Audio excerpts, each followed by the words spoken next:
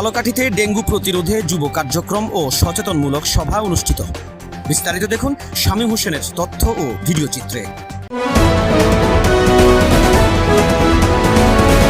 আপনারা দেখছেন IRTV news Bangla. Dengue প্রতিরোধ ও জনসচেতনতা বৃদ্ধির লক্ষ্যে ঝালকাঠিতে শিশু, কিশোর, কিশোরী ও যুবকদের অংশগ্রহণে একটি বিশেষ যুব কার্যক্রম ও সচেতনতামূলক সভা অনুষ্ঠিত হয়েছে। ইউনিসেফ এর সহায়তায় শিশু, কিশোর, কিশোরী ও নারী উন্নয়নে সচেতনতামূলক প্রচার কার্যক্রম প্রকল্পের আওতায় ঝালকাঠির মসজিদবাড়ি সরকারি প্রাথমিক বিদ্যালয়ে এই কর্মসূচির আয়োজন করা হয়। কর্মসূচিটি যৌথভাবে বাস্তবায়ন করে সামাজিক সংগঠন ইউথ অ্যাকশন সোসাইটি ইয়াস। সার্বিক সহযোগিতায় ছিল জেলা তথ্য অফিস ঝালকাঠি।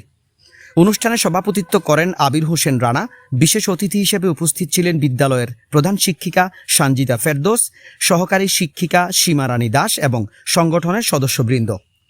অনুষ্ঠানে বক্তারা ডেঙ্গুর বাহক এডিস মশার প্রজনন স্থল ধ্বংস এবং পরিচ্ছন্ন পরিবেশ বজায় রাখার উপর গুরুত্ব আরোপ করেন। তারা বলেন, ডেঙ্গু প্রতিরোধে শুধু সচেতনতা নয়, বরং নিজ নিজ বাসাবাড়ি, শিক্ষা প্রতিষ্ঠান ও আশপাশের পরিবেশ নিয়মিত পরিষ্কার পরিচ্ছন্ন রাখা সবচেয়ে কার্যকর উপায়। এ সময় উপস্থিত কিশোর, কিশোরী ও যুব স্বেচ্ছাসেবকদের বাসাবাড়ি ও প্রতিষ্ঠানের আশপাশে জমে থাকা পানি অপসারণ, এডিস মশার বিস্তার রোধে সক্রিয় ভূমিকা পালন এবং ডেঙ্গুর লক্ষণ দেখা দিলে দ্রুত চিকিৎসকের শরণাপন্ন হওয়ার আহ্বান জানানো হয়। অনুষ্ঠানে স্থানীয় স্বেচ্ছাসেবক, শিক্ষার্থী, শিক্ষক এবং সুশীল সমাজের প্রতিনিধিরা অংশগ্রহণ করেন।